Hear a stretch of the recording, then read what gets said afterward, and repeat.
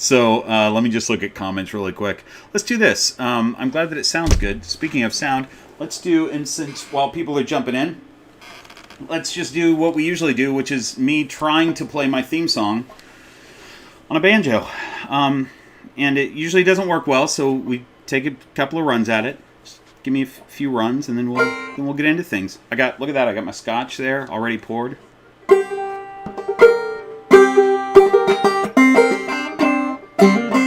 That's it. Okay, here we go.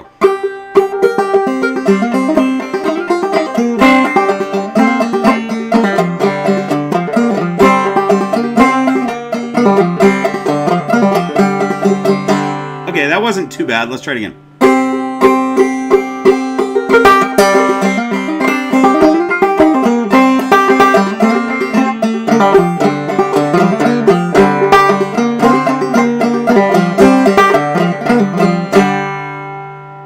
I'll take it. That's as good as it's going to get. All right, so here's what we've got, you guys. Oh, there's Freya. Let's grab Freya really quick. Hi, Freya.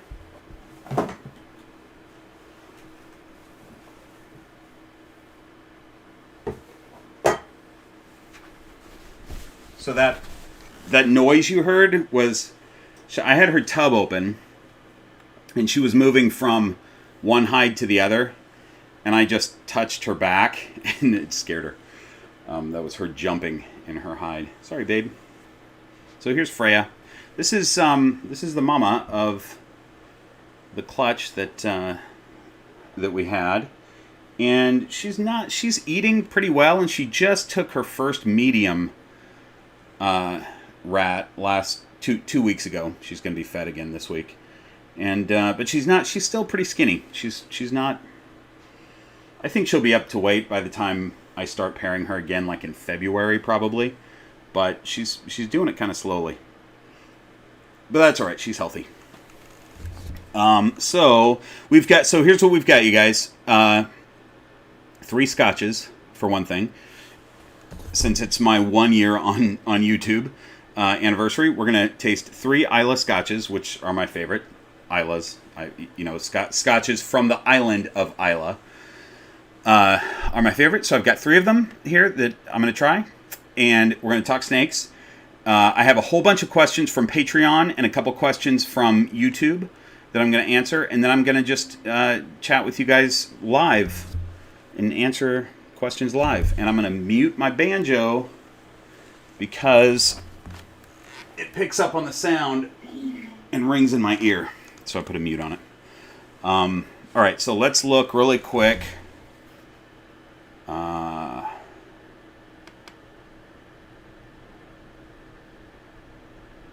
Yep, that is the autistic cat. That is what I'm using, OBS. OBS software is not intuitive. It's a whole thing that you have to learn, though. Like it's not like anything else that I've used.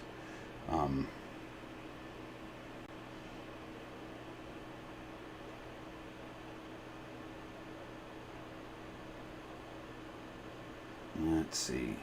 Thanks. Glad you guys like the live music.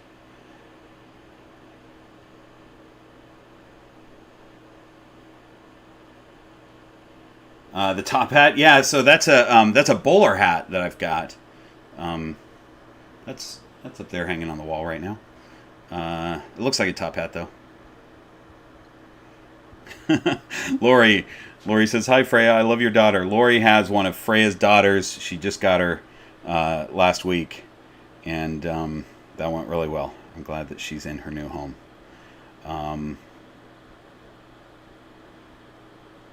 Yeah, so this 1 year mark, you guys, when I started this channel, my thought was, first of all, I had been wanting to start a channel for a long time that wasn't just a comedy channel, because that's too vague, and I couldn't figure out what to do. And then I realized, well, I could do snakes, and if I'm gonna be breeding snakes, it would be cool if the people that ended up with the snakes that I produce knew how to care about snakes, and or knew how to take care of snakes. I didn't want to be selling to like high school kids that are just going to throw them in a tank and not really know anything about them. But I wanted to have a few videos that I could direct people to if they didn't know about snakes. And, you know, if they were interested in buying one and I could tell that they didn't know anything about snakes, I could be like, well, I've got a few videos online. You could watch those. But then it got to where I did a couple videos and I went, okay, I think I want to make this a thing. I have time during the pandemic. I think I'm going to try to be consistent and do a video a week, and we'll just see what happens. So, and then it grew from there, and my plans for breeding and such like that grew from there also. Try to keep her in frame. But I just wrote down some of the cool milestones. YouTube just sent me a thing. They sent me my numbers for this year, not for my YouTube started December 6th of last year. So everything from January 1st of 2021 they sent me, which is pretty cool. So right now I have about 3,780 subscribers, which in terms of YouTube, that's nothing. But for a year, that's pretty darn good. I'm totally happy with that. There's, you know, I hear a lot of people, or I don't hear, but I'll see a lot of comments from people. They'll go, this channel is so underrated. And for being only a year on YouTube, I don't think it's underrated at all. I'm really happy with that number of subscribers. And, you know, you got to, some of the channels that you see a lot that are really popular channels, those people were relatively unknown for several years before, you know, a lot of people jumped in. So I'm totally happy. That's, you know, 3,780 subscribers is still considered unknown, I would say. But totally happy with that for the first year. 38 Patreon supporters, which is fantastic. I really appreciate you guys. And YouTube. Oh, speaking of that, here we'll just do this while I'm saying this. So, what did I say? 38 Patreon supporters. These are the level 2 and level 3 Patreon supporters. There's also a level 1. Oh, don't play my banjo, Freya. Don't get your head stuck in the banjo while I'm doing this. I don't think she knows the command, don't play my banjo, but what was the other thing that I was going to say? Okay, so this is interesting. This is what YouTube sent me. Look at these. Oh wait, I got to go this way with it. Look at these flaming beard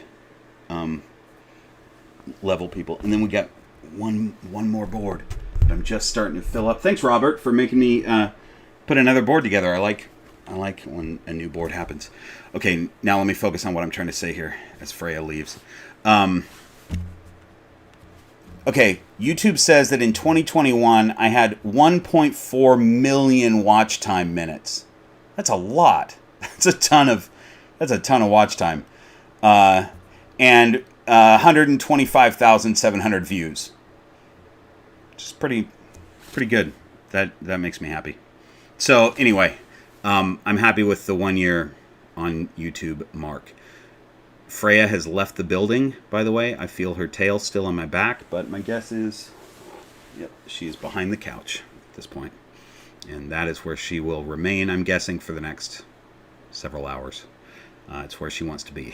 So she definitely doesn't. She's okay, you know. She's like that when I hold her. She's fine. She's never defensive, but she'd rather be alone, which is something I said in a video recently.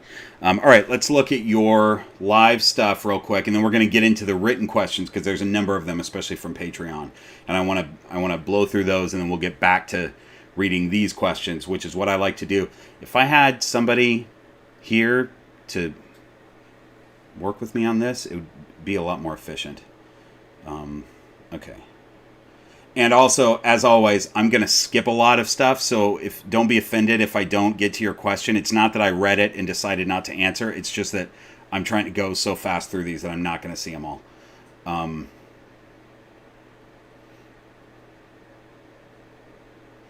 Thanks, you guys. I appreciate all the happy 1 years and stuff like that.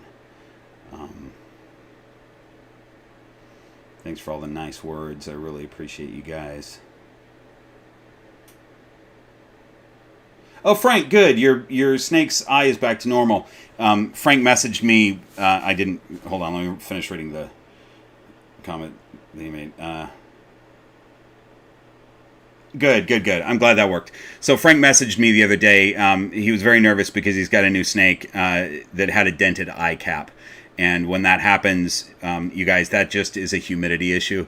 And you just bump the humidity and their eye will go back to normal. That's not their eyeball. There's nothing wrong with their eyeball. That is the spectacle that is a sort of a thick scale that goes over their eye. You know, snakes don't have eyelids, but they have that protective scale that just goes over their eye, and it can get a little dent in it if there's not enough humidity. So a dented eye cap is a sign that you need to bump your humidity. And what I told Frank yesterday is to bump it to like 80, and it'll go back to normal, and it did. So glad to hear that. That's fantastic. Keith, yes, Patreon is growing nicely. I'm actually really surprised. My plan was early on. I was like, you know what? If I ever get 10,000 subscribers, I'm going to start a Patreon. And then people on YouTube started encouraging me to start a Patreon, going, "We'll support if you do a Patreon." So I did, and to have 38 Patreon supporters right now at this point is really, really cool, and it's kind of proof of concept that some of the ideas that I have for the channel, as far as taking it out and maybe doing a bit of traveling and stuff like that, and getting other species to show, Python species to show, things like that, I think will work out with the help of Patreon supporters. So that's cool. Let's see. And Keith and Mary Harper, by the way, thanks for joining us. It's probably, I don't know, 2 a.m. where you're at, something like that. All of you in the UK that have stayed up to join, I appreciate that. Let's see.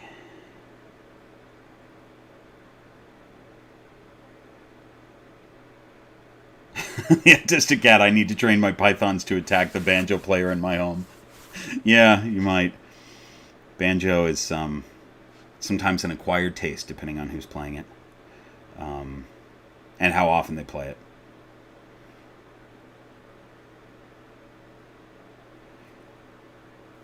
it. Thanks for being here, Adam. Appreciate you staying up late for it. Ghost Voice is here too. Yep, Jane's here. She stayed up late. Just going through. Oh, the Hot Librarian. Thanks so much for the super chat. I appreciate that. That's really nice. Oh, and to the Scotch Fund. Let's get to the Scotch really quick. Speaking of that, thanks for the $5 to the Scotch Fund. That's really nice. Okay, so speaking of Scotch, what I have here, like I said, is 3 Islay Scotches. If you don't know Scotch and you want to try a Scotch, I don't recommend starting with Islay, because Islay Scotches taste like, and I've said this, I think, in Livestream before, my description of an Islay Scotch is leather that's been thrown into a campfire and then garden soil dumped on top of that. And it's the most delicious thing in the world, you guys. Most people that are starting with Scotch, though, should not try an Islay, because it's challenging flavors, I would say. So let's start with Ardbeg, which is possibly my favorite. These 3, I go back and forth between being my favorite. Ardbeg, Lafroig, and Lagavulin. You might have heard of Lagavulin because that's what, what's his name? Ron Swanson.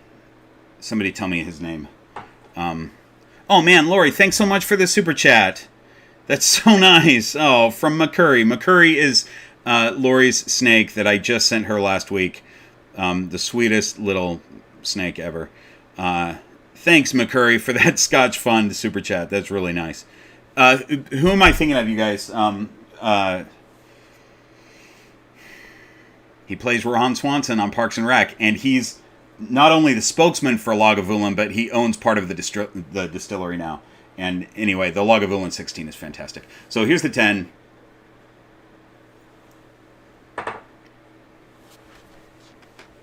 The 10 tastes. So this is the reason for this is peat. The peat that they use to dry the barley gives it a very peaty, smoky flavor, and this tastes like I would say the garden center at Lowe's or Home Depot, but not the middle of the garden center where you get the what do you call it? All the chemical stuff that's in the bags of you know what I'm thinking of is weed killer that you smell in a garden center. So it's not that. You don't smell you're not getting the weed killer yet. It's like if you were in the plumbing aisle of the Home Depot and just walking into the garden center, and the first thing that you come across is the indoor plants, and you haven't passed the bags of chemical and stuff that you put in your garden. It's that. It's the indoor plant soil. That's what Ardbeg tastes like.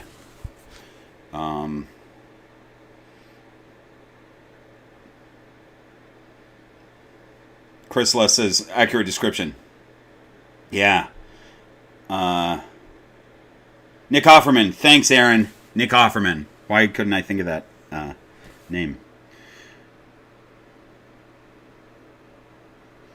Yeah, so, Chrysla, Lagavulin, I've always said that, or actually, I've always said that Lafroig, I was thinking Lafroig. I've always said that Lafroig is my favorite. We'll do Lafroig here for a second. And I still say that Lafroig is my favorite because it's the easiest to get. As far as, like, if you're out and about. If a place has one Islay Scotch, it's probably a Lafroig. Lagavulin, though, and Lafroig, by the way, Lafroig also tastes like that garden center, but it also tastes medicinal. And if you don't know this kind of Scotch, that sounds super gross, but it's actually tasty. It's not medicinal like a gross hospital. It's medicinal like a cool hospital that cool people go to. Oh, I was just rock climbing and I fell and scratched my arm and I need some first aid for my cool rock climbing adventures. It's that kind of hospital. That's kind of what it tastes like, a little bit medicinal, like a cool hospital. Lagavulin is so it's not a fair comparison because this is an Ardbeg 10, that's a Lafroig 10. Those are both 10 years. Lagavulin 16 is what I would be comparing this to. The Lagavulin 8 is the Nick Offerman edition. It's got his face on it. And I haven't tried it yet.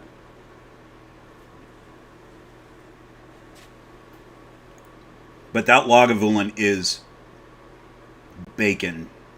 So is Ardbeg. It's like bacon in a glass. But candied bacon. It's the dessert of the three, I would say. So good. Anyway, Ardbeg, as a distillery, Ardbeg is my favorite. There's two expressions of Ardbeg that I actually have, the Core of Reckon and the Ugadal. And I didn't get those out because those are both cask strength. And since I have 3 drams here, I don't need a cask strength dram. All right. That's enough of the Scotch talk. Now we'll get back to snakes.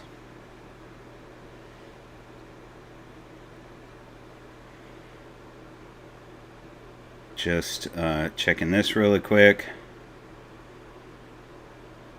Oh, Keith, that's good. Maybe an old apothecary. Yes. It tastes like an old apothecary.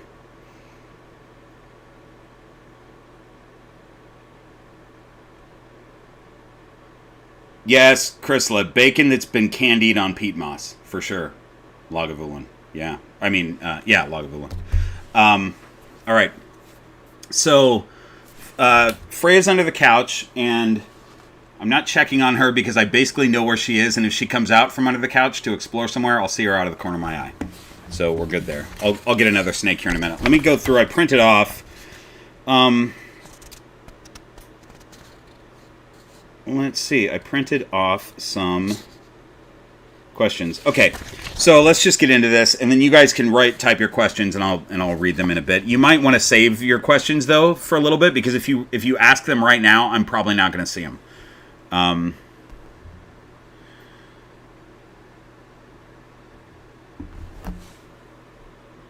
Hang on, the autistic cat. Have you tried Irn Brew, the second national drink after whiskey? No. I don't know what that is. IRNBRU. I don't know what that is. Maybe I should, though. Okay. So I'm going to try to paraphrase some of these questions because a lot of these came in on Patreon and some of them are long. All right. Call sign Mohas. How long is too long to handle to have your ball python out of the enclosure? That's a good question, and one that a lot of new keepers ask. And the answer is, before you know your snake, let's say we're talking about a hatchling, before you really know your snake, say 15 minutes is good. 15 minutes, maybe 20 minutes. But see how they're doing and try to key in on their body language. And I know that's tough with new snake keepers, but if your snake is curled up in a ball and in 15 minutes hasn't come out of that ball, they're pretty nervous, and I'd put them back at 15 minutes. If it's taken them a long time to come out of their ball, still, but they're exploring around, that's a good sign, but still 15 minutes, 15, 20 minutes, something like that. As you get to know your snake, you can go longer, and they can be out for a really long time if they're cool with it. I've got some snakes, even some that don't. So, I've got some hatchlings that come out on their own, and so they never start off balled up. But even ones that do start off balled up, like, let's say, where is he? Oh, I'm trying to change his cage. Captain Farrell. Captain Farrell starts off balled up, but then he comes out right away and he explores. And I'll get him since we mentioned him, and I should have a snake in my hands, right? So for Captain Farrell, I'll keep him out for 20 minutes to a half an hour because he seems comfortable in not much time at all. So here he is right now. Let's just see this in real time. He's sleeping. I just pulled him out from under his hide, and he's waking up right now. And he's fairly new. Some of you know this story already because I said it in a video recently. But Captain Farrell, I got from Aussie Boyd's. He's a pied. He's a leopard inchy pied. 100% het hypo, 50% het ultramel.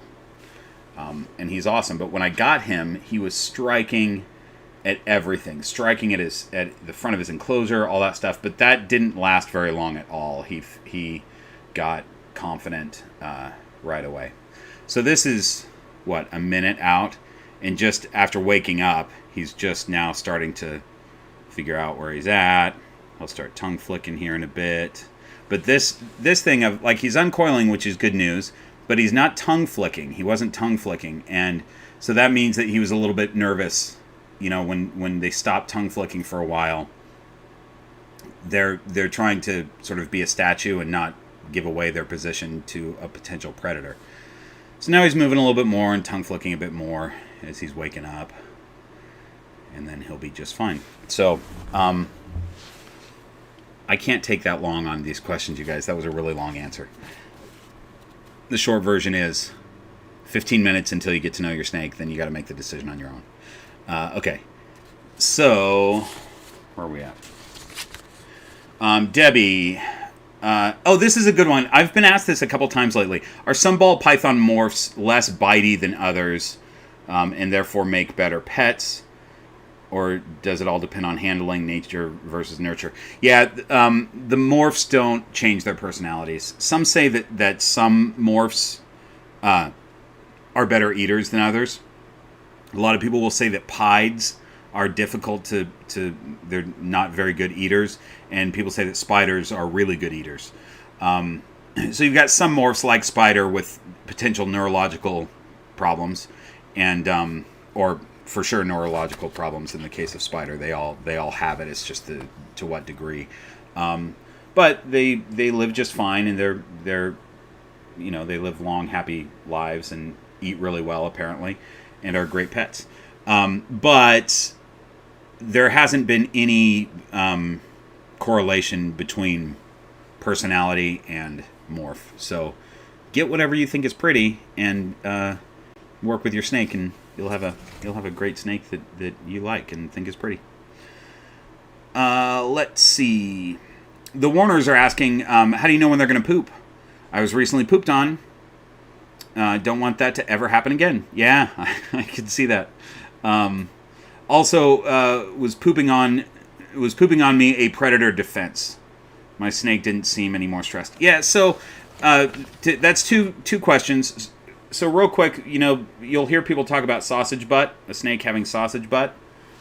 And I wish he had it, but he doesn't right now. But you'll just notice that they're thicker. That they're just poop tubes is all they are, right? So when the poop is about ready to go, it's going to be all down here at the end. So on this side of the cloaca, it's going to be real thick, and it's going to look like a sausage. That's how you know that they're going to poop. And a lot of times, yes, they could. If you have a snake that's really fearful, they could poop or pee because they're really afraid. But usually, what it is that they're probably going to poop sometime today anyway. And like on a day, some snakes go 6 weeks without pooping. But let's say it was ready to go sometime today, and you picked it up and started moving it around. It might get a little bit nervous, which would help that poop along. And just the fact that it's moving around a little bit is going to help it through. So you might get pooped on a day that within a 24-hour period that snake was going to poop anyway. It might choose you to poop on just because it's moving around, and it might be a little bit more nervous. All right, let me see.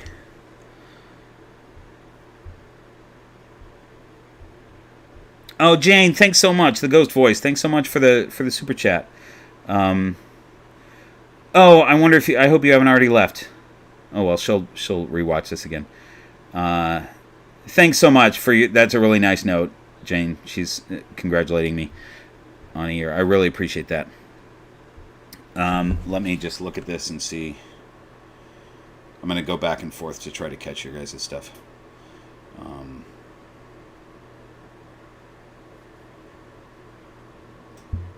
Jordan, glad you're here. Glad you caught it this time.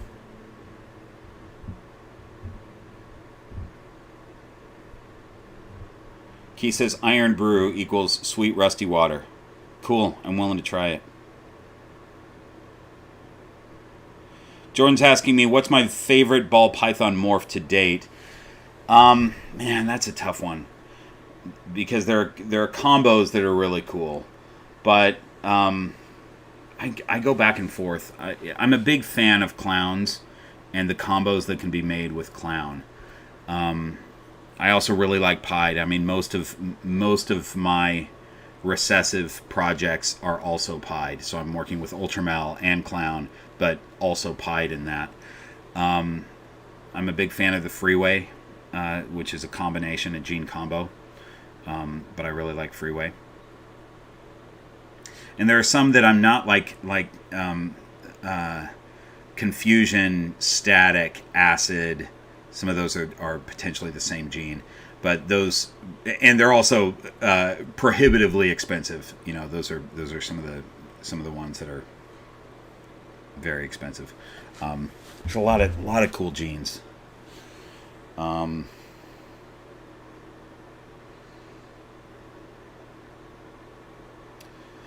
Acorn Lolly's asking what I think of UVB for ball pythons. I think it's a great thing to try. It's not going to hurt them. I think the jury's still out on how much benefit it could give them, but it's either going to not do anything or give them benefit. So if you can set up UVB, be one of the people that does a little study, see what it does for your snake, and let us know. I think that kind of stuff is cool to try.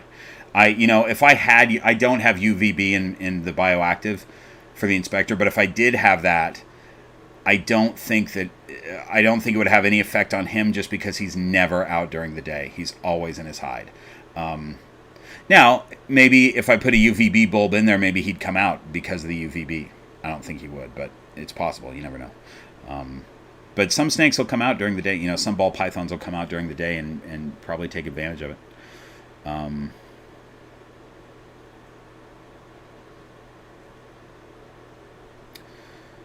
Michaela's saying, my little boy never balls up. Is that normal? Yeah, it is normal. There's a lot of ball pythons that don't ever ball up, even as babies. I mean, it's more common that the babies will ball up. Rarely you'll see that from adults. I mean, they might protect their head, but they're not going to actually go into a ball. But there's a lot of babies who won't ever do that, and a lot who will.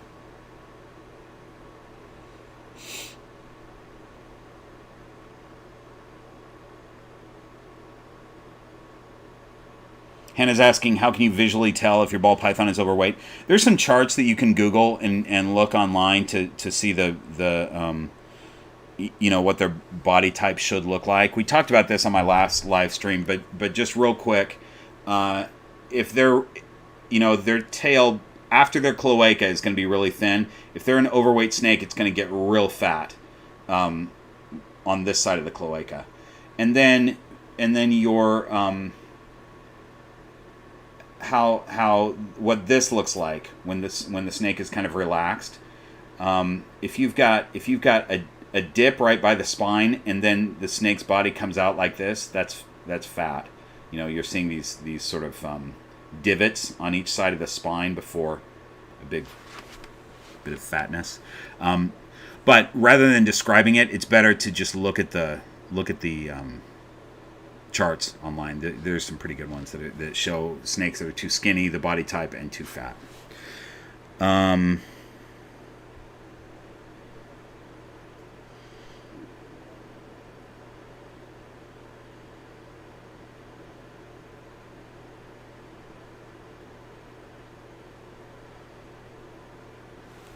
Okay, let's see. Hold on.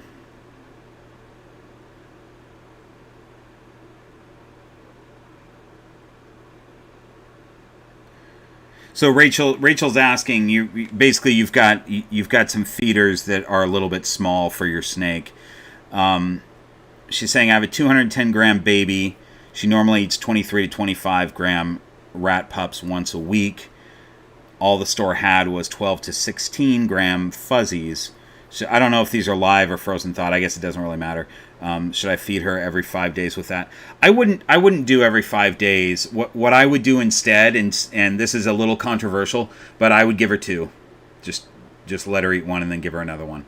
A lot of people say, oh, you can't feed them two at once or whatever. But in the wild, snakes eat multiple food items all the time. So if you have a prey item that's basically half the size of what they normally would take, give them a couple.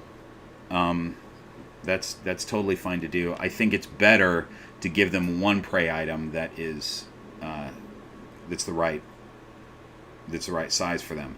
But I did it with Dolly the other day. She's just now starting to take frozen thawed, and I'll pull her. No, she's in shed. Actually, I won't pull her out. She's just now starting to take frozen thawed, and she only takes mice at this point. And I just had these little tiny hopper mice that are about half the size that she normally would eat. So I gave her two the other day. And by the way, the other side of that is, rather than going every 5 days, if they're used to eating every week, that's great because it gives them a couple days off after digestion. If you're feeding your snake every 5 days, which I think is cool to do, that's fine to do for a brand new hatchling every 5 days.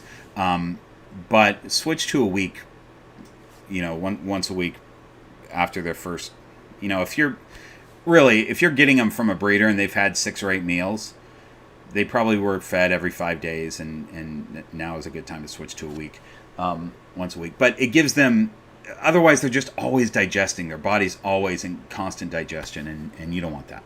So give them 2, and then give them a week. All right. Let me go to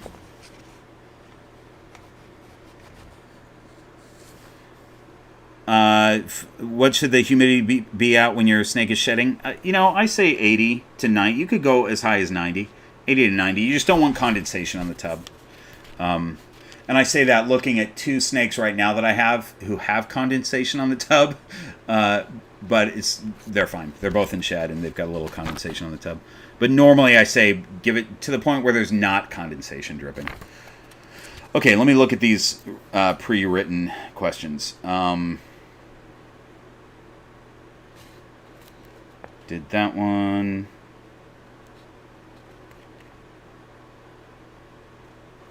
The Harpers are asking me to talk more about poop. What's a healthy poop versus unhealthy? Yeah, I actually want to... I should do a separate video on this. And I need to research it a little bit. I actually want to talk to my vet about it to see if there's anything that I haven't come across that I could talk about when I do a separate video. But I'll say this, that you want to have, for the most part, solid poops. If they're not... If the... You know, your snake is going to pee way more than it poops. And when they pee, they're gonna have a little white urate. That's not poop. That's part of their... That's calcified... calcified urine. I don't know if it's calcified urine, but anyway, it's a urate. When they poop, you want it to basically be a solid poop. If it's runny, that could potentially be parasites. And sometimes your snake's going to have a runny poop, so don't freak out if it happens once or twice, but definitely watch it. Like, I note it. If I have a snake that's had a runny poop or two, I definitely make a note and keep an eye on that. What's the best thing to do for stuck shed? How long is the pre-shed process? Oh, this is Aaron. You were asking. So, Aaron, your snake just hadn't shed yet, and you were worried that it was stuck. Really, stuck shed is when the snake is clearly shedding. That shed is coming off, and you've got... It's usually most of it comes off, and then you've got little pieces on their body that are stuck. That's when you have a stuck shed. And then, you know, I have a video on sheds that you can look at, but you can do a humidity box. You could just bump their humidity in their enclosure. You could put them in a wet pillowcase, something like that, or a snake bag or whatever, and let them sit there for 20 minutes. Make sure it doesn't get too cold when you do that. But that's pretty easy to take care of. This guy right here had the worst shed that I've ever seen in any of my snakes ever. When his first shed with me, after I got him, he just exploded, and he had stuck shed all over him. So I just made a humidity box for him and let him crawl in there and hang out for the day, and it all came off. I think there was one or two pieces that I had to help him get off, but basically he got it off himself in 12 hours or something of being in a humidity box. So that's good to do. Let's see.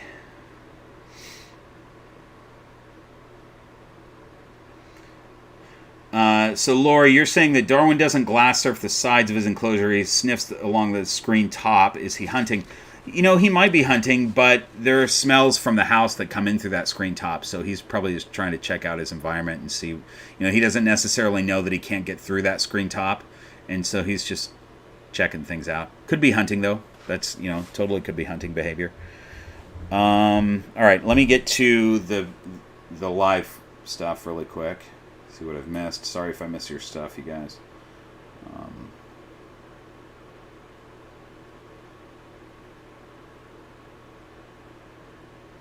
Oh, hold on. I've already gone through this.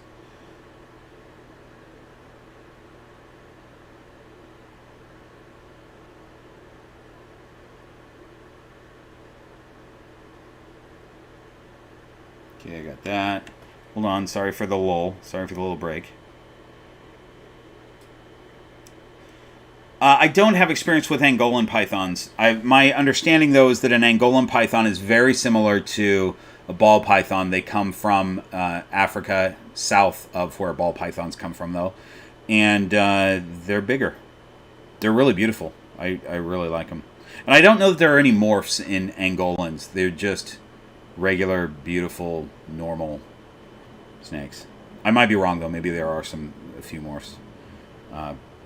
But the ones that I've seen are all pretty normal.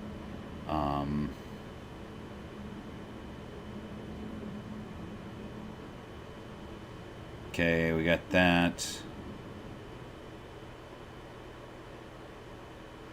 Oh, that's a good question, Michaela. My little guy hasn't shed yet. I've had him for 2 months. How often should he be shedding? That's a good thing to tag on to what I was just talking about shed. So, you know, I say for young ones, every 6 weeks is common, but every snake sheds when they're ready to shed. So if you're feeding them big meals and they're eating on a good schedule, they're eating big meals and they're growing pretty quickly, they'll shed every 5 to 6 weeks. If they're on a smaller meal or less frequent meals, they're not going to grow as fast. Or maybe the snake just doesn't grow as fast because of its genetics. It's not its morph, but its growth genetics. Snakes are just like people. Some grow faster than others. And snakes shed primarily because of growth. They also shed, if they're sick, they'll shed to get rid of that. And there's prelay sheds and stuff like that. But it's mostly for growth, especially for young ones. So it just depends on how fast they're growing, how fast or slow. But every 6 weeks is a good sort of benchmark. But 2 months without shedding is not. That's totally fine. Not a problem. They're probably going to shed soon. Okay, back to this. I think we're almost done with these. Let's see. Oh,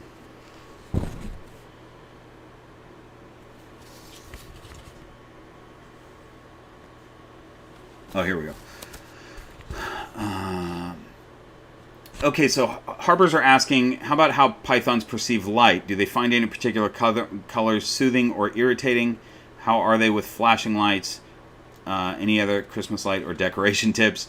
Yeah, so I'm not fully versed in lighting. I will say this, that we know that snakes can perceive green and blue. I don't know about red. I don't know if they can see that spectrum, but I'd say flashing light would probably be annoying to them. And so Lucille, who was in my beard in this week's video with my beard lights flashing, that might have been annoying to her. But she can always crawl through my beard, as she did, and go behind my head and avoid it. But so I would say that just because flashing lights are annoying to us, it'd probably be annoying to a snake too. The other thing, more importantly, I think, on the subject of lighting is this, that you're going to hear a lot of people, especially in the forums, talk about, oh, red lights are bad for ball pythons. They used to say that red lights were good for ball pythons because they can't see it, but it's actually really bad for them and it's going to cause problems. So here's the deal with red light like that. It's not going to cause problems. They can see it. So first of all, they can see it, and so people that put a red light in their snake's enclosure for heat, and they have that on 24/7, they can see that light, and it's taking away your snake's natural sleep cycle. It's basically daytime all the time in there. So that's not good. But a red light causing the snake problems, I don't think that's ever been shown to cause problems for a snake. So if you have a red light in the enclosure, I don't know why you would. Anyway, like, if you're going to have a light in there, just have a normal light. But make sure that it's on a day-night cycle. So I have plant lights in the bioactive enclosure. They're not for my snake, they're for the plants. But it's on a 12-hour cycle. So the inspector gets a day and night cycle, as do the plants. So no reason for a red light, though. But if you have a red light and as long as you're turning it off at night, it's not going to cause a problem for your snake. It's being on 24 hours that is the problem, and that would be any color of light. Let's see.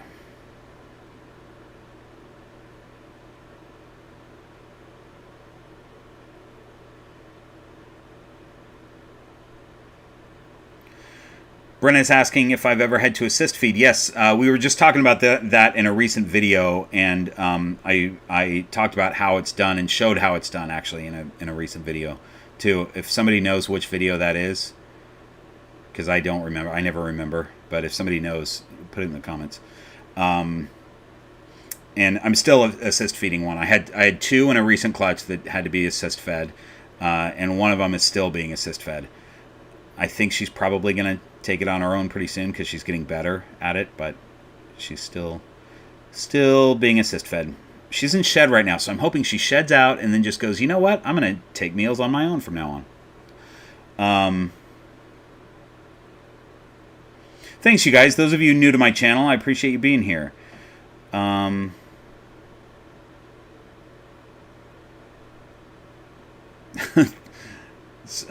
Thanks very much, Ricky Misu. I appreciate that. This is what we were saying at the beginning of this video that most of you probably weren't here for. Ricky's saying your videos are the best. That's really nice. Your channel should have way more subs. That's very nice of you to say, but I mentioned this in the beginning of the video. This channel's only a year old, and I'm super happy with the amount of subscribers that I have in just a year. That's no time at all for a channel. But I appreciate the compliment. That's really nice. I hope it'll have more subs. I think it probably will.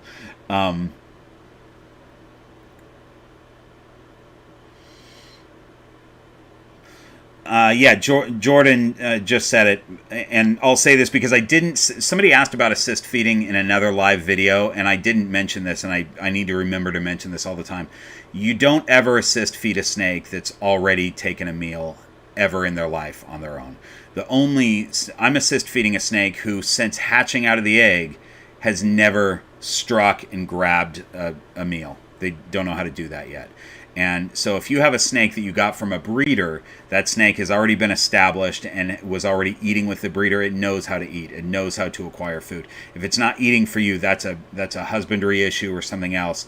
And assist feeding it could cause a lot more problems than do any good. So at that point, an assist feed the decision to assist feed should be a veterinarian's decision if there's something physically wrong with the animal and it needs to be assist fed. So that's that. Let's see. Oh, Frank's saying Echo is such a gorgeous snake. Thanks. She is. She's in shed right now. And I can't help but wonder, compared to ball pythons, how much do super dwarf retics cost? That's a good question. So super dwarf retics, it depends on what you get. I got a locality that's pretty expensive, but she's 50% Karampa and 25% Kalatoa, which is Karampa is pretty rare. But for just a regular super dwarf reticulated python, now size, there's a big size difference, and so you've got to buy from somebody that you really trust. You'll want to know how big the mother was. That's a big factor in it, and you'll want to know what their locality is. But you can buy them for, you can buy a normal wild type super dwarf reticulated python for $500, probably less. But that might be the bigger versions. Like you might have one that could potentially get 13 feet long. If you're looking for a snake that only gets 7 feet long, you're going to spend more money. But I would say under $1,000 for a normal retic is pretty reasonable, as long as you're not getting a pretty rare locality or a bunch of morphs. Morphs are more expensive in super dwarfs. Monies, thanks so much for the super chat. That's really nice. Oh, that's so sweet. Yes, I will show you Tiger Lily right now. We'll put Captain Farrell back. Everybody say goodbye to Captain Farrell. We'll get Tiger Lily out. These two have upgraded enclosures right now, because they're getting pretty big and they like to roam around a bit. Hey, babes, you want to come out and say hello? You want to wake up a little bit and say hello? Let's see how long it takes for Tiger Lily to wake up. She just got pulled out of her hide too, so we'll give her a minute. So Tiger Lily, for those of you who don't know, Freya, who I started out with, she's under the couch now. I'm guessing she's still under the couch. She's the mother of Tiger Lily here. And Freya has 3 genes. Freya is Orange Dream Calico Extreme gene. And I paired her with Ron, who is a spot nose, Enchi Asphalt. And Tiger Lily here, I believe, got all those genes. So she is a combination of all those 6 genes. And she looks nuts. And really the only reason that I think she's all 6 is that I have another one who got 4 of the 6, and they look so different that there's got to be 2 other genes in play here that make Tiger Lily look like a tiger. But she's really sweet and super confident, really cool snake, and it looks like she has a mandolin on her head. So cool. Okay, let me see what else we got here.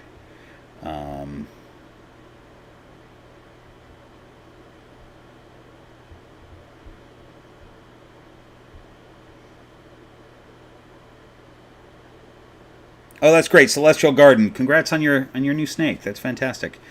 I'm glad that you guys are getting something from my videos. That's great.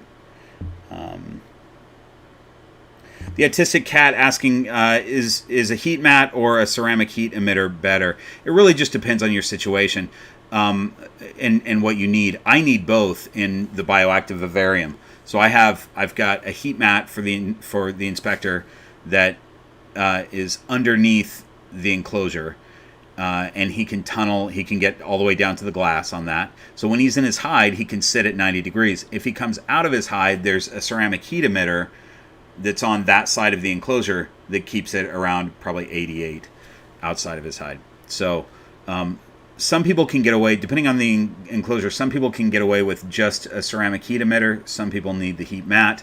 I think for ball pythons, I feel like belly heat is good for them, for their digestion.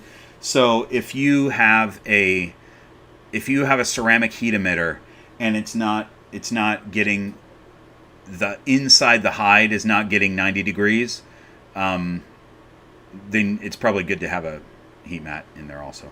So, and that's the situation with the bioactive, is that the hide is 6 inches under the dirt, and so the ceramic heat emitter is not going to make that area 90 degrees. So I need the heat mat to do that as well.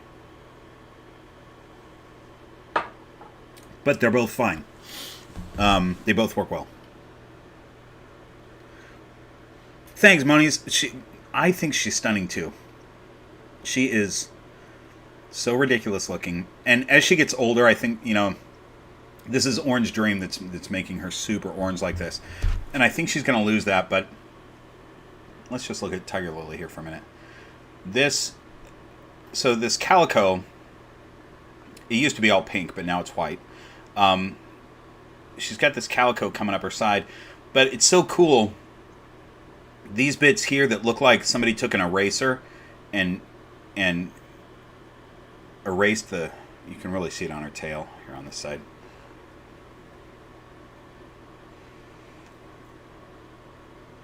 Where are we at? There we go. So it looks like somebody just came through with an eraser right up through here and erased that stuff. It's really, really cool. And then super bright on her back, along her back, that tiger pattern. She is just really, really cool looking.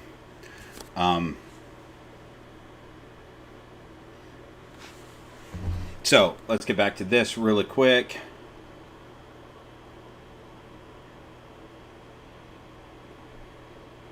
That's right, never put a heat mat in the enclosure. Make sure it's on the outside.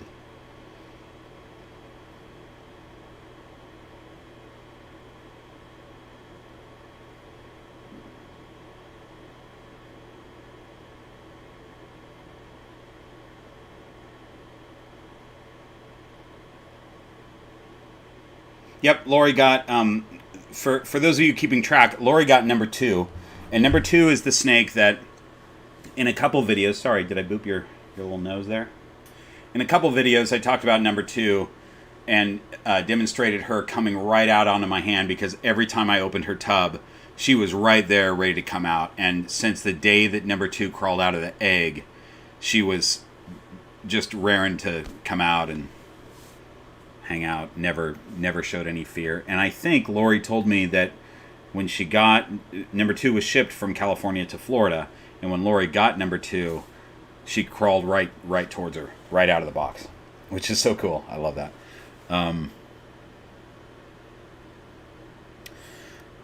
That's a good question. Get the Sage. What moment did you realize you were passionate about snakes, and what started it? I would say that I've been passionate about reptiles since I was a kid, and fascinated with just animals in general. I love all animals. If I could have a farm, you guys, I'd have all kinds of stuff, but I can't have a farm.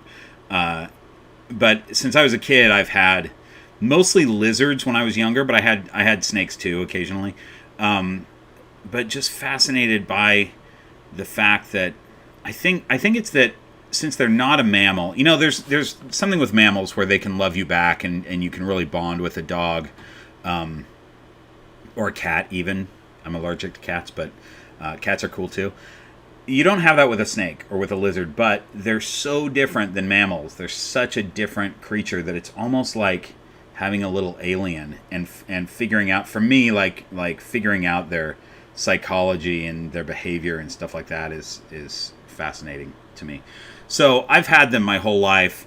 I went probably a 10-year period as an adult without having anything, without having any snakes or lizards or anything. And then I decided that I needed them in my life. So here we are.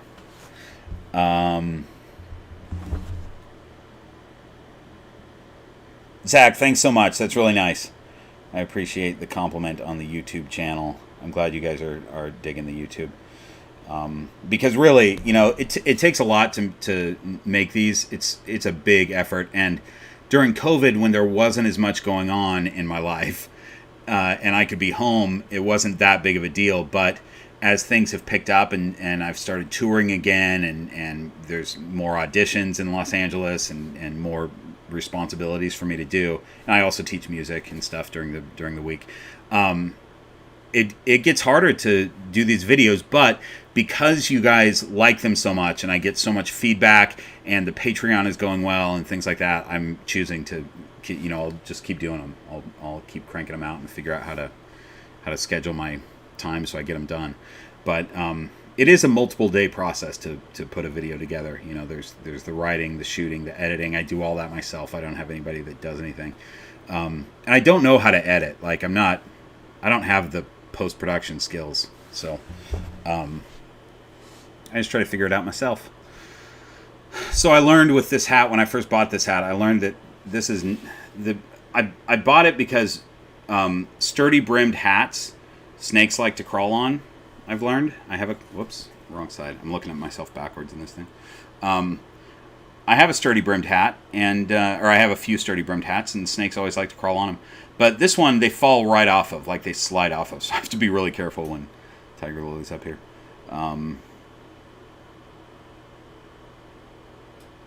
Jordan, yeah, Michigan Renaissance Festival goes for 6 weeks, and it's amazing every year. Yeah, that's tough, man.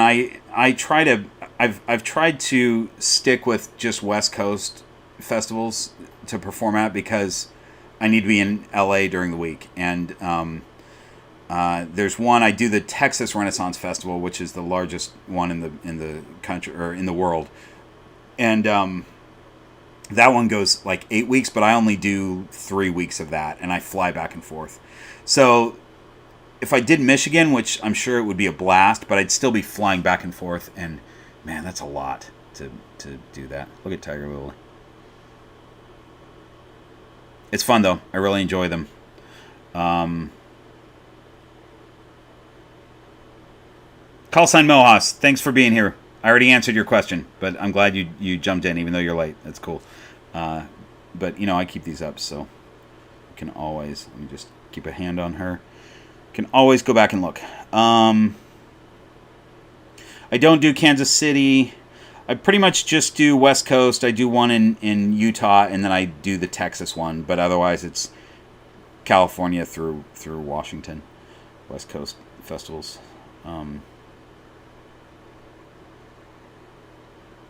Thanks, Keith. Keith says Future Bob seems pretty good at editing.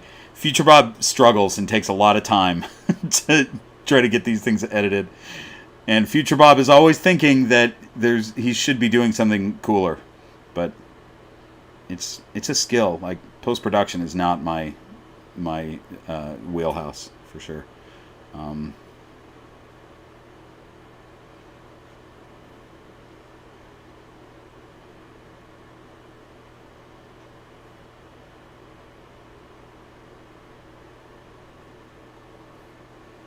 Hang on, I'm just getting through these.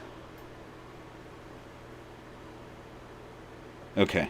All right, so let me see what I've missed here really quick.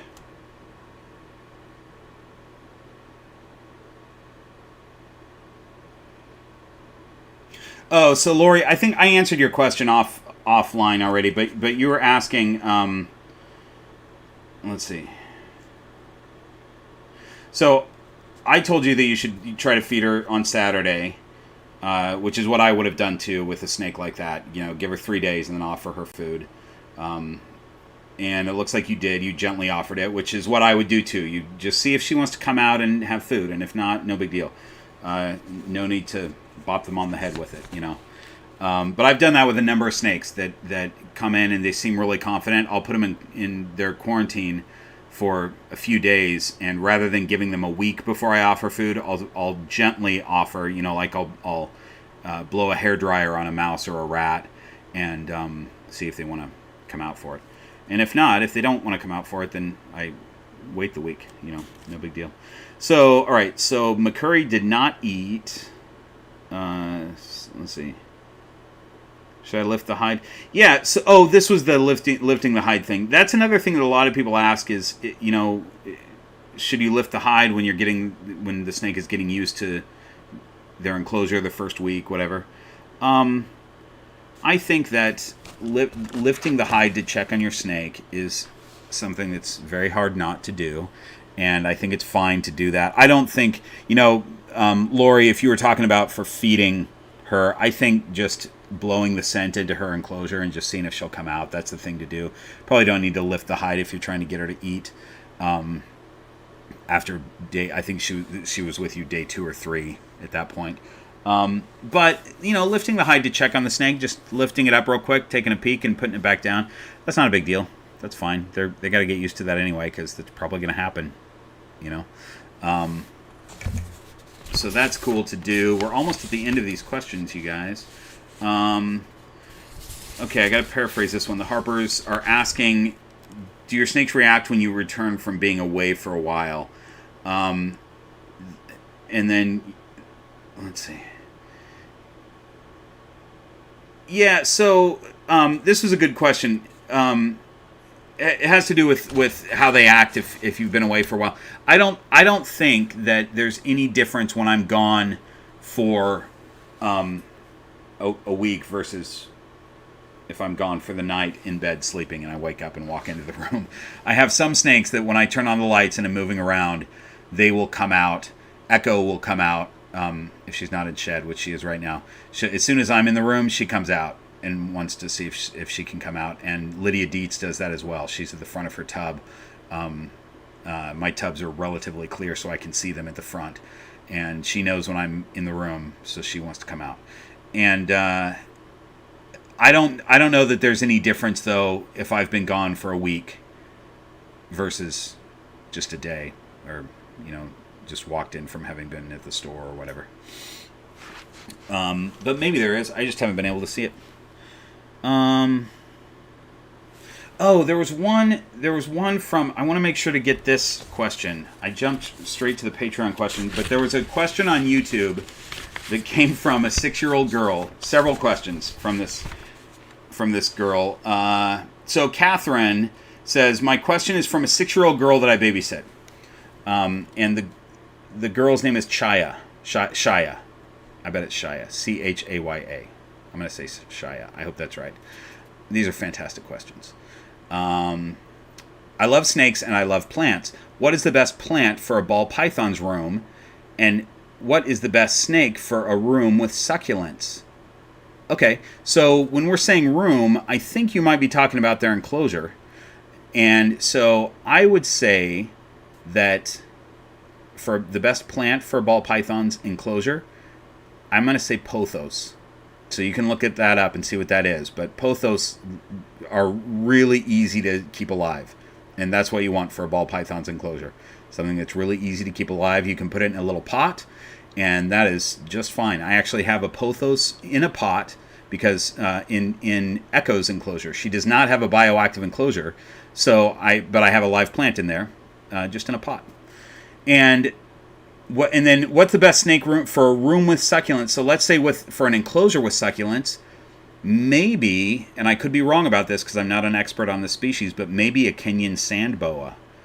You'd have some succulents in there. That's a really dry, I'm guessing a really dry climate for a Kenyan sand boa. They're going to bury themselves in the sand most of the time, but it would be cool to have some succulents in there. And then also, what snake is nicest to people but also scares brothers? That's a fantastic question. And did you see this little one just yawn? She's so cute. Where are we at here? I need to answer this question. What snake is nicest to people but also scares brothers? She says, I think hognoses. You know what? I think you're right. I think hognoses. They're very frightening to brothers, and they're very nice. Also, ball pythons could be very frightening to brothers, and clearly really nice and cute when they yawn, like Tiger Lily. Thanks for those questions, Shia. Those were really great questions. I think we're done with this, you guys. There might have been one more that I missed. Moni's had a question that she just sent in. Snake's attitude during shed. Yeah, so she was saying that her snake is really touchy right now, and she's not used to that. Her snake is shed before and not been this, I guess maybe defensive. I would say that it depends on the snake's mood, how they're going to be. But when they're in shed, they can't see and they don't feel very good. So, I try to just not mess with them when they're in shed.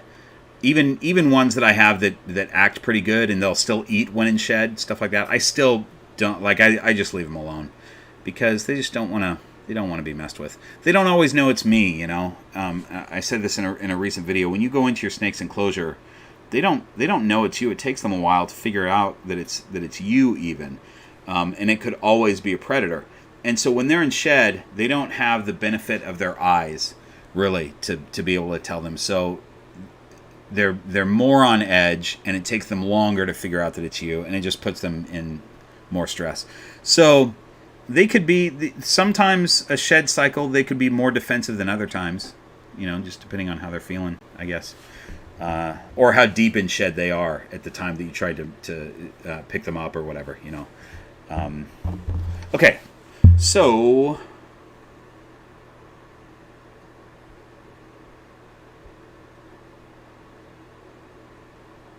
Natalia says, my mom watched my snake for a week and said my snake came out when she heard me on speakerphone. That's interesting. I would think that on speakerphone they probably can't hear that frequency, but they might be able to detect the vibrations, and it might have just been a coincidence because I don't know that. I'm not an expert on snake hearing, but I've seen the studies that talk about snakes being able to pick up low frequencies, and I think it's lower than I'm even speaking right now, so, but they definitely can pick up on vibrations and stuff like that.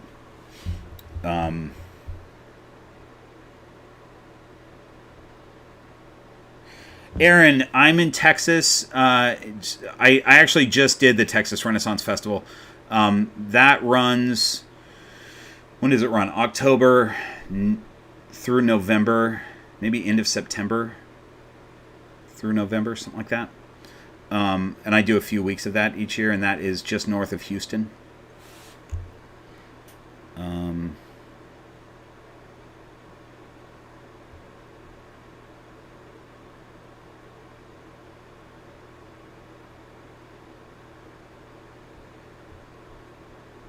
Sorry guys, I just want to see if I can. Oh, Jordan, that's nice of you to say. Yeah, hit the like button if you guys can. If you're sitting here watching this, that would be cool to hit the like button. These, I gotta see what the strategy is on. I've heard a few people that are sort of experts on YouTube say that live streams, if you leave live streams up, it kind of ruins your YouTube algorithm. But I want to leave these up because I want people to come and see them. So I gotta look into that and see what the deal is with that. If it's not that big of a deal, like if it ruins your algorithm a little bit, then I won't worry about it. But the point is, help the algorithm by hitting like at least on this, because I'm gonna leave this one up. Debbie, thanks for the super chat. I really appreciate that. That's very nice. You didn't even put a question with your super chat. You just sent me some cash. That's really nice. Let's see. Debbie said, "Oh, here's your thing though." Debbie says, "My grandson has been researching snakes. He's getting a Kenyan sand boa. Cool. I've had him watch lots of videos, especially the one on why not to get a ball python. Cool. Thanks for helping me educate him. Oh, that's great, Debbie. I'm glad. That's cool. Kenyan sand boas are cool animals. You won't see them ever. I mean, you don't see ball pythons ever a lot of times too, but Kenyan sand boas stay buried a lot. Nicholas, where is Kent? How's he doing? You know, Kent is doing fine. It's fine. He's at his mom's house, as per usual. You know. Our mom is very patient. Very patient.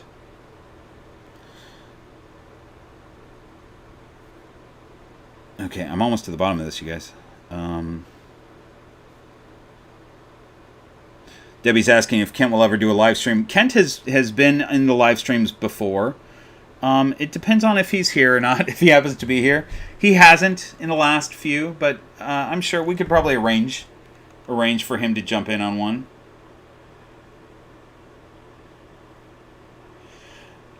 Zach, this is a good question. I was wondering how long you feed your snakes live before you switch them to frozen thawed.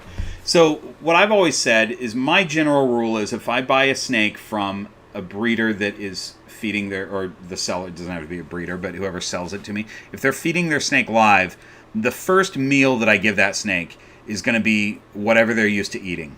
If it's a live mouse, I'm going to give them a live mouse. If it's a live rat, I'm going to give them a live rat. If it's frozen thawed, whatever. If they take that, well, regardless, whenever they take that live meal, the next meal that I offer them is going to be a frozen thawed. And usually, I would say more than 50% of the time, maybe more than 75% of the time, they will take a frozen thawed readily, like no problem.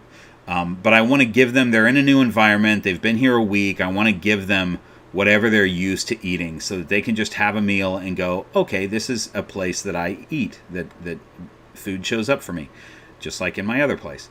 And then we'll see if they take a frozen thawed. They usually do. So not long.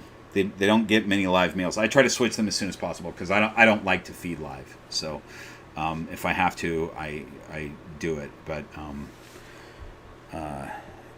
it's Dolly. In fact, let's get Dolly. So let's do a comparison. Let me finish telling you my thought, because if I don't finish now, I'm going to forget. Dolly, who you're going to see in a minute, I had to assist feed for a while. She finally started taking live mice, and it took me several weeks to switch her over to frozen thawed. So she probably took 4 or 5 live mice before she finally took her first frozen thawed last week. And then we're going to try again this week, and she may not take it again. You know, I mean, I hope she will. I think she will. But if she refuses, then I'll go to the store and get a live mouse and feed her a live mouse again, because she's small. In fact, I'm not even going to put Tiger Lily back. So Tiger Lily has taken a meal since the first time I fed her. She's never refused a meal. So let's look at the size difference. Dolly, hang on.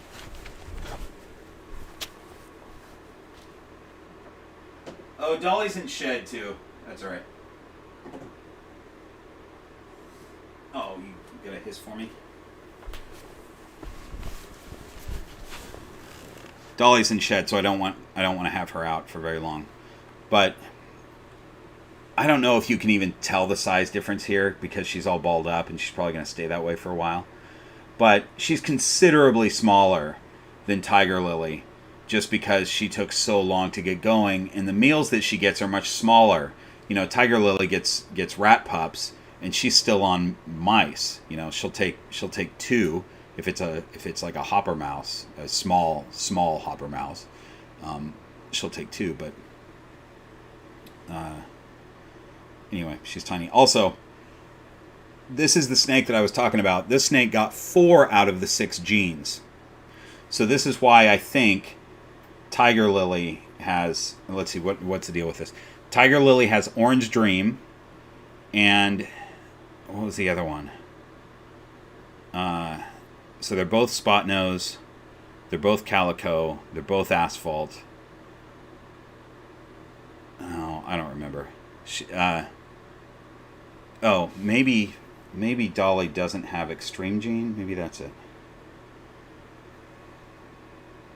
No, she does. I can't remember what the other one was. But these have, between 4 and 6 genes, you could be wrong on what they've got, because there's certain things masking certain things. But look at how different they're even deep in shed, the way Dolly is. Well, now she's open too. You can see the size difference. Wait. I can't look at myself in the thing because I'm reversed. So there you go. There's your size difference right there. But look how different they are. They're both crazy looking. They're both awesome. Dolly's still very pink. I think she'll probably, once she sheds out, she'll be white. All this pink coming up her sides will be stark white. But she's pretty awesome. All right, I'm gonna put both of these back because she's in shed. She doesn't want to be out. So give me 1 second.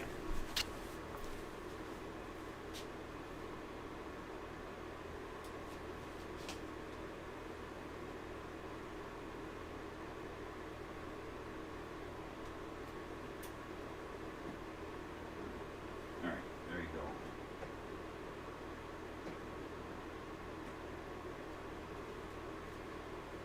That one. Thanks for being patient, you guys. We're almost there. Okay. All right. Thanks for your patience. We got to end this pretty soon. Within probably 15 minutes or so. Thanks for the thanks, Crackhead Derp. I love people's names that they choose on YouTube. Crackhead Derp says she's so pretty. I appreciate that. Yes, the autistic cat. In the UK, feeding live is illegal. I believe that if you have a snake that won't take frozen thawed, that if it's a... I believe that it's legal to then feed them live, but there's... I don't know how you would have to prove that or what the deal is, but I've heard that from other people before that are in the UK that it can be legal, but you've got to be able to show that your snake wouldn't take... a frozen thawed. Shiv, great question. What is the Scotch of choice today? So we'll go over this again. I went over it in the beginning of the video, but most people that are on right now weren't necessarily on in the beginning. We have an Ardbeg, a Lafroig, and a Lagavulin, which I'm not very deep into, and I may not finish these, but I've poured 3 drams. These are my 3 favorite Scotches. They're all Isla Scotches. And they are absolutely delicious. Okay,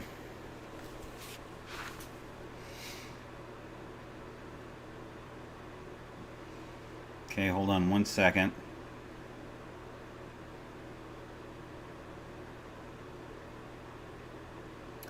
Jones is asking, temps are good. My snake almost exclusively stays in the cool side hide. Is that normal? Yeah, for some snakes, they'll prefer cool side over warm most of the time. For some snakes, I think most snakes are the opposite. Most ball pythons prefer the warm over the cool, but some like to be on the cool side. When people say that their temps are good, though, I always want to make sure that means that they're between 88 and 91, sweet spot being like 90 on the warm side, and that you're measuring that with a temp gun at the surface. So if that's what you mean by normal, then cool.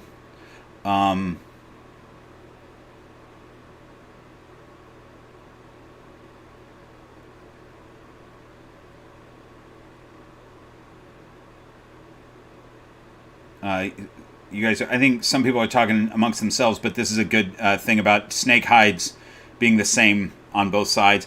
I like to, I have some snakes that don't have two of the same hides, but most of them do, and I like to do that because you don't want a snake to prefer one hide because of the security and then only be on that side because they're going to choose security over thermal regulation.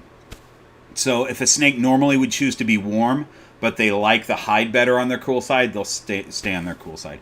So I try to, if my snakes have hides, which almost all of them do, I have some that are, I only have two that don't use hides. The rest all do, and most of them are the same hides on both sides.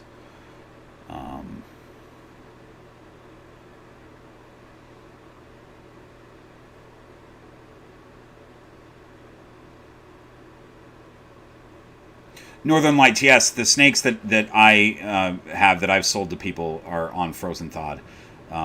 Although with the one caveat that number 4 still hasn't eaten anything yet.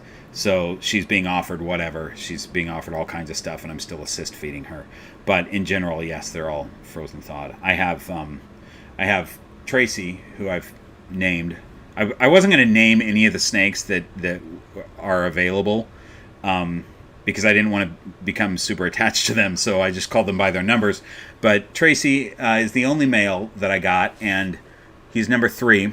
I was calling him Numero Trace, and then that just turned into Tracy. So he's still available, but he's on frozen thawed, and he eats every time I feed him.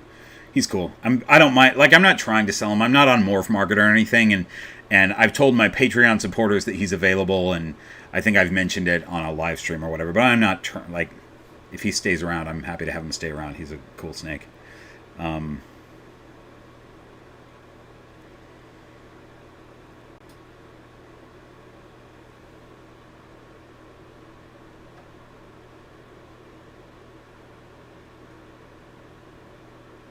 Yeah, Callsign Mohas. So the target training, Callsign Mohas is asking if I'll do a target training specific video, and I did the training video. What was that? Was that last week? It was last week's, I think, was the training video, and I didn't want it to be target training specific just because Lori Torini is the one to go to for that. Like, she is the expert on that, and I'm still learning how to do it, and my snakes are still kind of in the beginning stages of their targeting. The ones that I target train recognize the target, and they'll follow it, and they'll touch it, and they know that if they do that, they'll get a meal.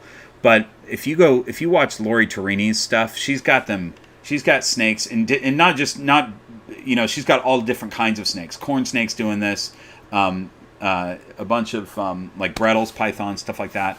She target trains everything, and she's got them doing little obstacle courses and all kinds of cool stuff. So I wanted to do a video that was on training in general and make target training a section of that, just because I'm not doing it at the level that Lori is. I'm learning everything that I know about target training from Lori, so I'd just rather send people to her channel because she does a great job with her snakes and teaching people how to do that.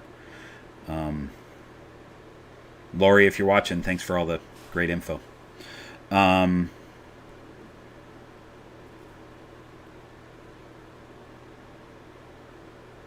Shiv is asking if I recommend a good gene combo to go with banana. Yes. There's a number of gene combos that I recommend to go with banana, and the reason I'm smiling is that my whole reason for breeding ball pythons is that I wanted the inspector, who is my male banana, he's banana with a bunch of other genes, to reproduce, and we didn't get a clutch from him last season, so we're going to try again this season. But I like banana pieds. I like banana with orange dream. Banana is a hugely what's the word that I'm thinking of that's escaping me right now? It's a very dominant gene. In other words, if you have banana in a snake, that's the main gene that's going to show, and it's going to maybe mask some other genetics. So the more subtle genes maybe wouldn't go as well with banana, but I would look on Morph Market and see what banana combos you can find, and see what looks cool. But I think everything looks good with banana. Banana's not going to ruin the look of a snake ever, for sure.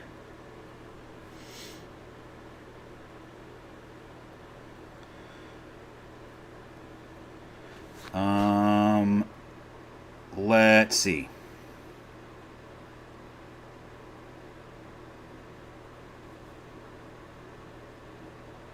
Mary, I'm not sure what you're asking. Do you do anything for the ball pythons over the hole, HOLS, holes?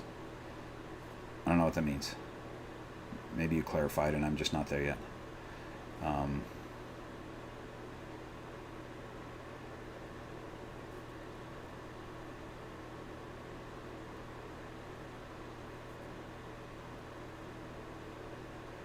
Hey, Ren Zero, welcome. Glad you joined. We're at the end of this, but we got a few more minutes. The Christmas snake sweaters, you guys. Those were. I'm glad that you all enjoyed those. Snake sweaters for snakes. That video, obviously, I was being truthful that I'm not into hats on snakes and clothing on snakes, things like that. But I will say, and I wanted to do this kind of in a funny way, but in the video yesterday. But these, if you're going to put anything on a snake, this is the thing to put on a snake. It's easy to get on them. Don't put them on a big huge adult, but subadults. Easy to get on them. They like crawling through it, I think. As far as if you show them this hole, they'll go in it. That's what I mean by they like crawling through it. So they'll crawl through, and then you can have a little sweater on your snake and do a photo shoot and whatever. And this, I say it in the video that came out yesterday, but Uncle Bob's straight out of the attic ugly beer sweater. It's ugly sweater party time. That's what you're looking for if you want them for your snakes. And the young lady who bought those sweaters that I'm talking about right now, it's just walked in my door. Oh. Everybody say hello to Hi. Lucy. You're live streaming. Hello. I'm live streaming right now. We're finishing the live stream. Neat. Because Lucy is here to do a lesson and play with snakes. In fact, Will you do me a favor while I'm finishing this? Will you see where Freya is? Yeah. Oh, under the sofas? Yep. Thanks. Nice shed. That's from who is that? That's Delilah. So my guess, Lucy, grab the flashlight right there, and my guess is she's behind this. Actually, I can. Oh. Nope, she's not there. I found her. Oh, you found her? Okay. She's on top of the black thing under the sofa. Oh, good. Okay. You guys, we found Freya. All right, so hold on. Let me just try to answer a couple questions, and then I got to go.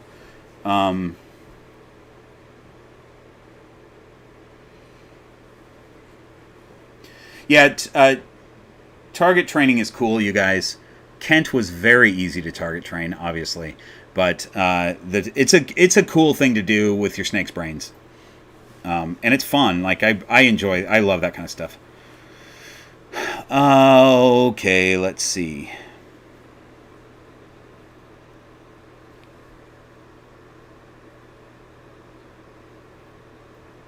Oh, Mary, you were asking what I'm doing special for the holidays for my snakes. Putting sweaters on them, apparently. That's what they get special for the holidays.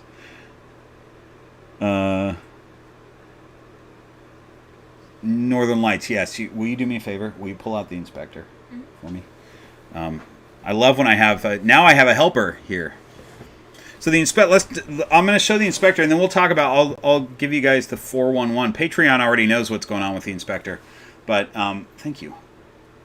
But he's easy to get to because he's in a tub right now, and he has been for a while. He lives... For those of you who don't know, the inspector lives in the bioactive vivarium. But he was injuring himself. He had a... Let me see if you can even see it anymore.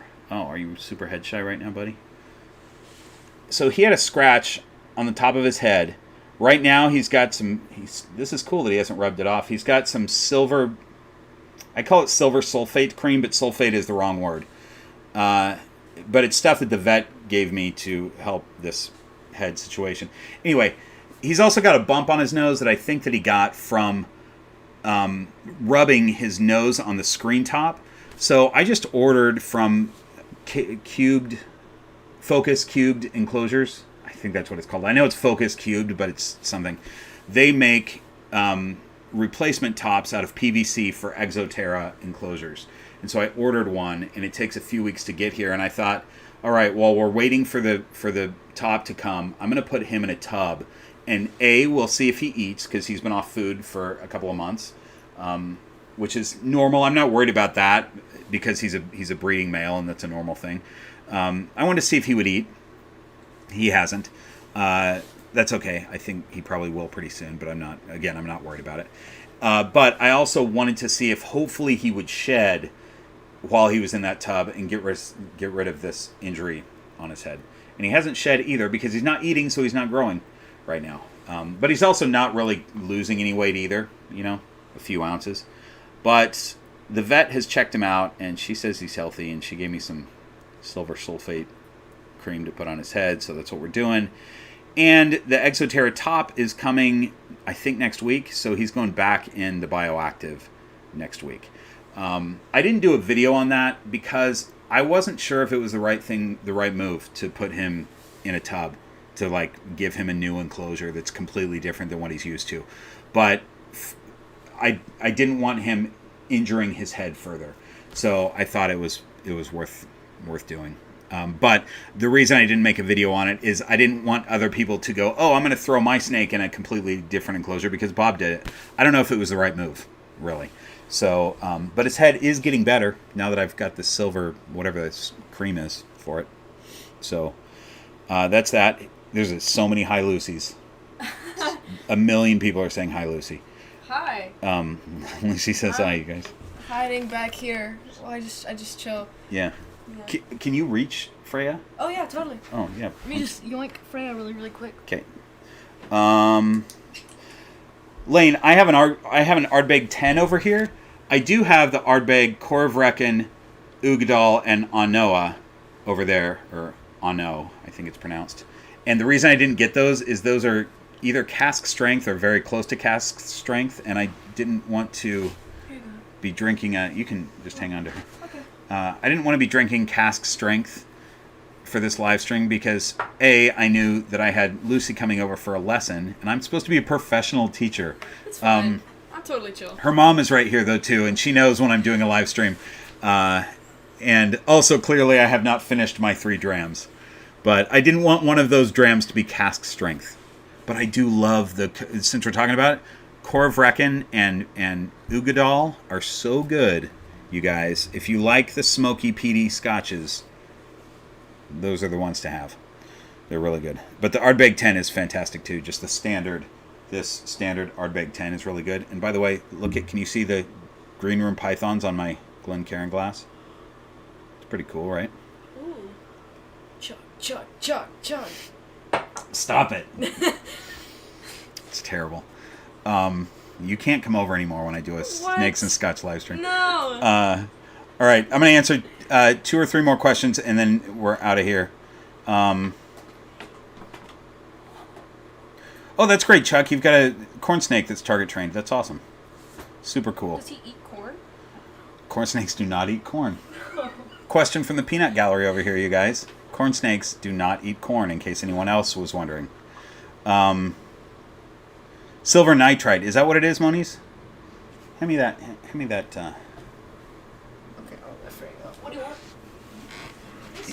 I'm not going to let Freya go. Yeah. Yeah, good. You knew exactly what I was thinking. Yay. Silver sulfadiazine cream. Silver sulfadiazine. Hey, stop it. Oh, man. Freya's trying to... All right. She's trying to run away. Yeah, we're letting her go, I guess. Oh. It's fine. I just have to dig her out from under the couch again. All right. That's okay. Conversation with KT, you can go back to the beginning because I'm keeping this up. So no worries if you missed the beginning. Oh,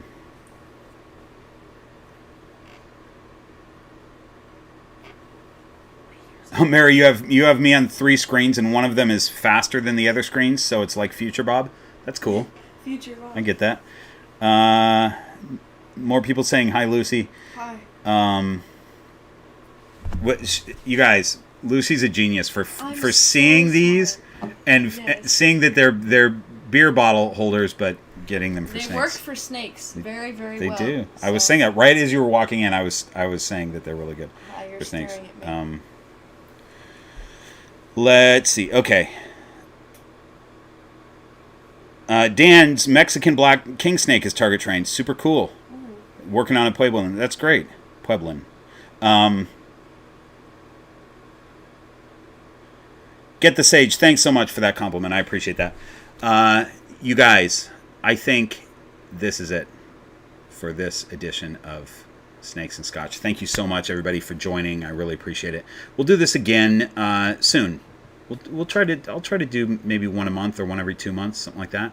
And I got to figure out what next week's video is. I don't even know what it is yet, you guys. Send me not on this because I won't see it after I hit stop streaming, but send me your recommendations of what the next video should be. All right. Thanks for watching, you guys.